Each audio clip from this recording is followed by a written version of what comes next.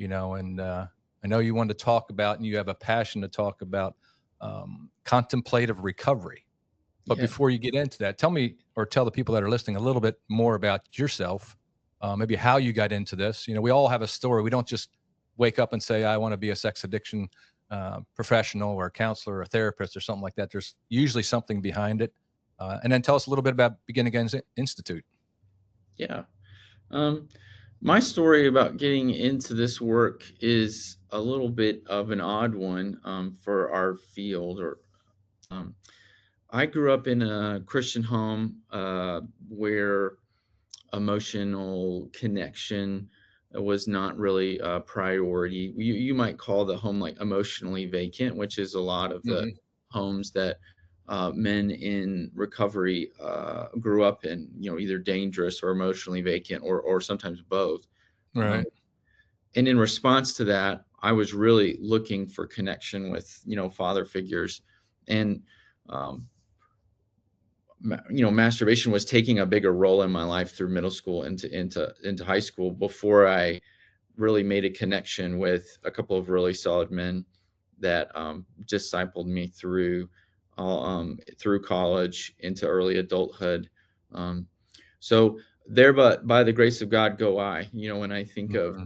addiction, because it very easily could have become compulsive, and uh, but the way in which I connect to the men in this work is talking about those attachment wounds that I experienced, um, disconnection from my family, abuse that happened, secretly in the home, um, uh, Mm.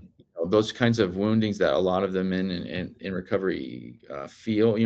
My mother had cancer when I was very young, and having to navigate that with a little emotional support. So, um, but what brought me into the work really, besides like learning in the process of being a therapist, that my childhood wasn't very good. A lot of therapists realize Mm. that. They're like, oh wow, I don't think I had a great childhood.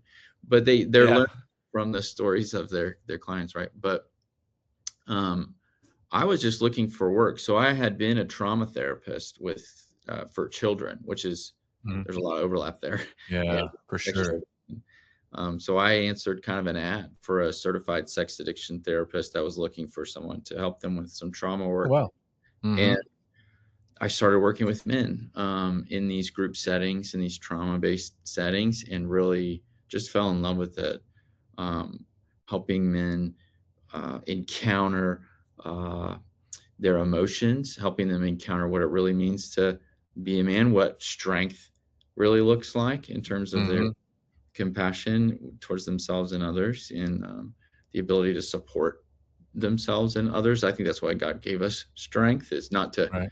run over people, but to protect Hmm. and support them.